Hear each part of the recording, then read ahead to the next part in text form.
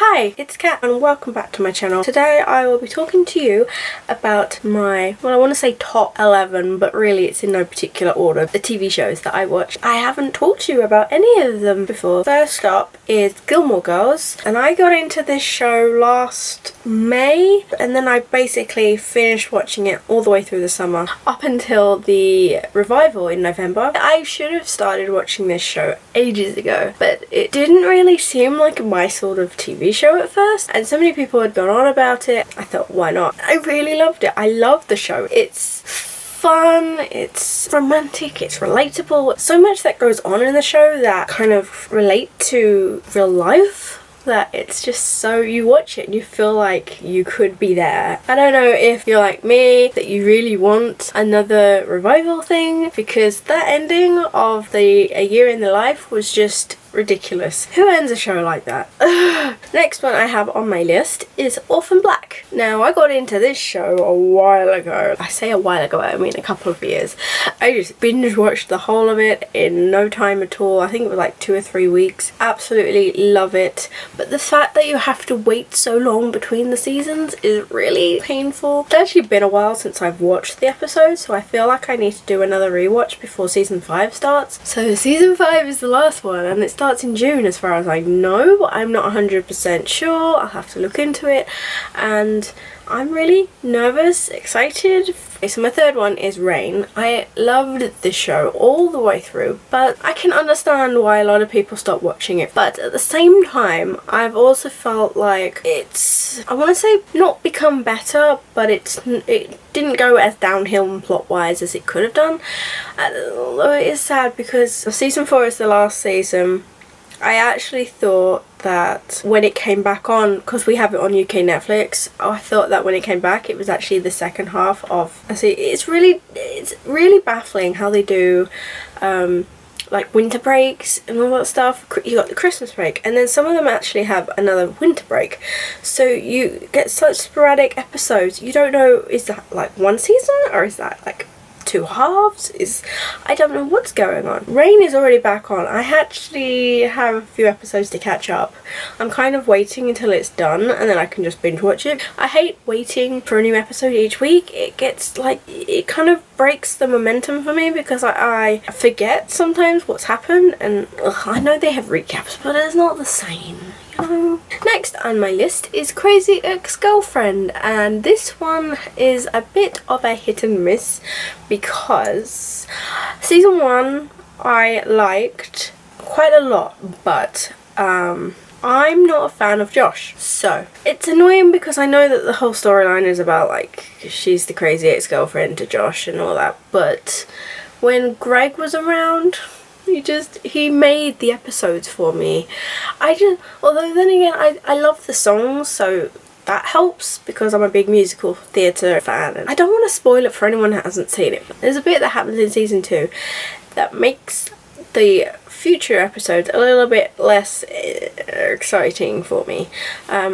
But I absolutely, the finale of season 2 is so good. Like it completely twists everything that you think is going to happen, and it's actually quite hilarious. The songs are so good. I'm not sure when season 3 comes back. I think maybe October, November, usually the same time as most shows, I guess. And the next one I have on my list is one that I don't get to watch a lot because the UK is really slow at getting the episodes, and also I tend to miss them when it's on TV. Jane the Virgin. I have to be in a particular mood to watch TV shows when they're live on TV, so I record them, or sometimes I forget to record them and then I can't find them on catch up. So I kind of waited for this one to come onto Netflix, and finally, because I watched season 1, I want to say a couple of years ago, so season 2 finally came on Netflix. It's so good, so funny. I actually forgot how funny it was. I am team Michael all the way. I mean, I don't mind Raphael. Like I used to really dislike him at first, but he's sort of not won me over, but I don't dislike him as much. But I am definitely a Michael fan. Next on my list is Once Upon a Time. Now this show I love, love, love, and I never want it to end ever. I will admit certain seasons are better than others. Like, I wasn't really a fan of the Frozen storyline that happened in, what, season 4? It wasn't even like the Anna and Elsa thing. It was actually the Snow Queen part that bugged me. And that's a complicated one because back then I wasn't really a fan of Elizabeth Richards, who played the Snow Queen. But then I recently, I should have put this on my list, but I recently watched Lost. I'd watched most of the seasons when they were first on TV, but then I rewatched them and kind of grew more respect for Elizabeth Richards, so now she doesn't irritate me quite as much. So I think if I'd rewatched season 4 of Frozen, I might have liked it, but at the same time I just didn't like the character, so maybe that was it. And certain other episodes, like, they tend to have like lull moments where, you know, one episode be great and then the next one be like not so great, but overall, yeah, I just really enjoy it. I love Captain Hook and Emma Swan and Regina and Snow White. It's just like the best show, I think, and I will be so sad when and if it ever ends. There are so many shows ending and it's so depressing because you just think, especially some of these that have been on for 7 to 8 years, you kind of like, so that's basically like a quarter of my life over. Well, I say a quarter. No, it's not. But you know what I mean. It's quite a long time to just like wipe the slate clean. Like, what do you do now? Next on my list is the one and only Supernatural. Now, no, come on, that's not really a surprise, is it? You know I love Supernatural. This is why I couldn't number these TV shows, because, well, I'd be really torn at what to put for number 1 and number 2. So Supernatural is like life for me. Like, I can't not watch it. I don't know what I'd do or be without Supernatural, you know? It's just a part of me now. Okay, granted, I came to the show a bit late, but I got into it, I want to say 4 or 5 years maybe. It's really hard to count now. I keep forgetting we were in 2017. Like, where have the years gone? If you haven't seen Supernatural, like, where the hell have you been? If you like sort of, it's not scary or anything. I mean, granted, the first season was a little creepy, but then it kind of just got to the point where they were doing more like character storylines and less freaky stuff. That sounds weird. I want this show to go on and on and on, but I understand that eventually they're going to run out of storyline and the actors are gradually going to get older and older, and it's going to be so sad. But they're on, what, 12th season now, and it just seems to just never get dull.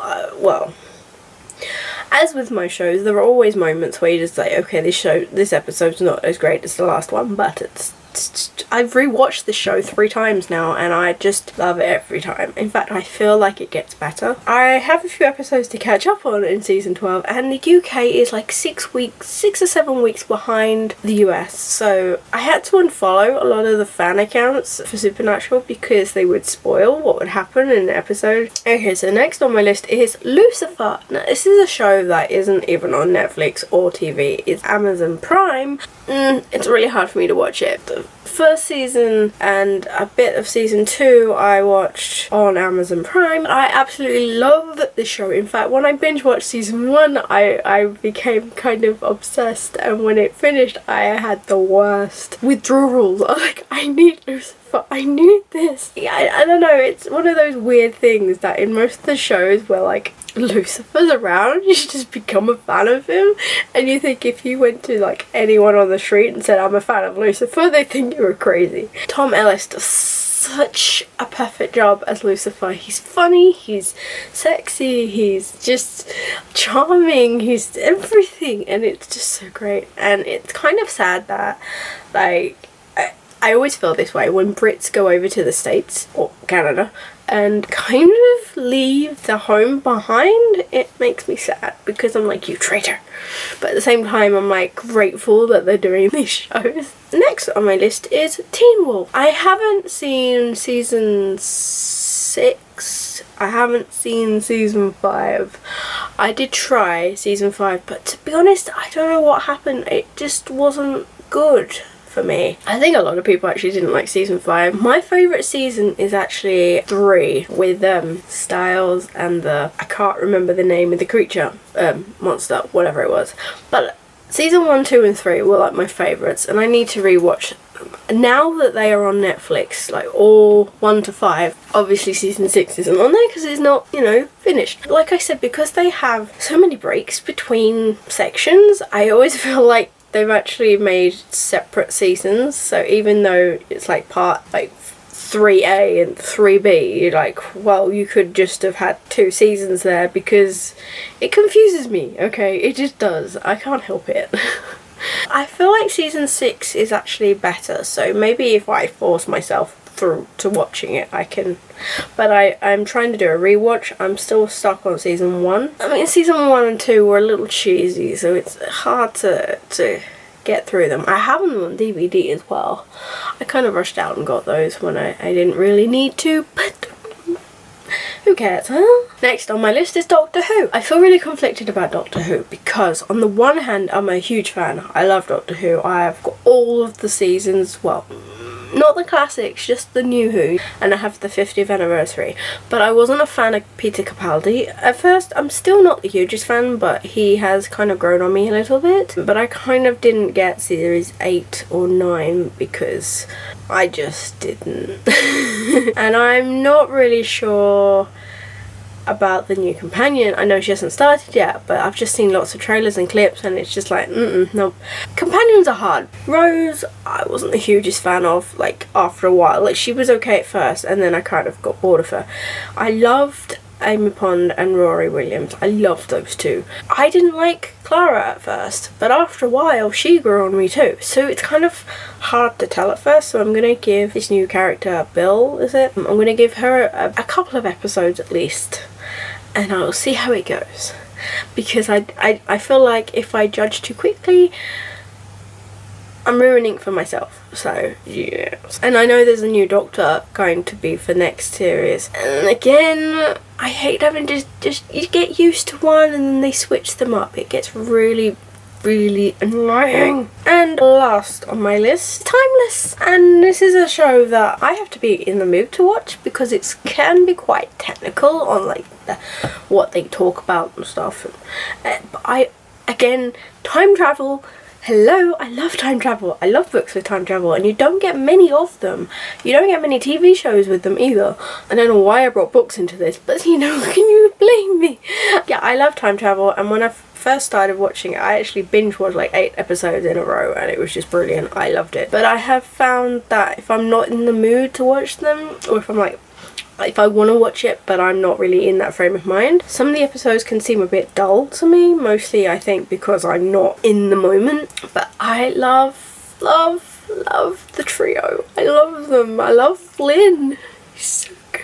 I will be really, really sad if season 2 doesn't get picked up because it's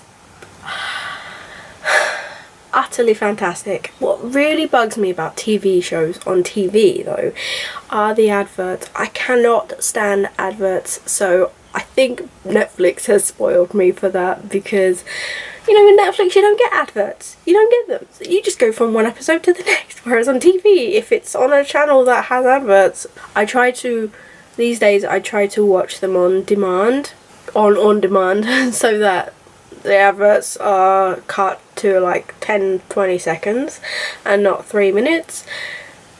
Oh, you know what TV show I forgot to put on this list, which I will talk?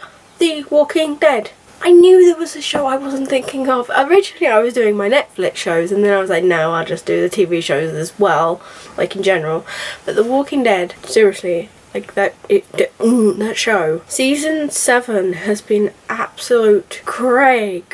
I never liked zombies, but the only way I got through The Walking Dead at the beginning was if I laughed. And you know what, if you laugh at the zombies, you know, the walkers, it actually makes it a lot more tolerable. Like, you just have to laugh through it, because if you laugh, they're less scary. It's kind of like, you know, in Harry Potter when Professor Lupin is saying about the oh god, forgotten the name of the thing.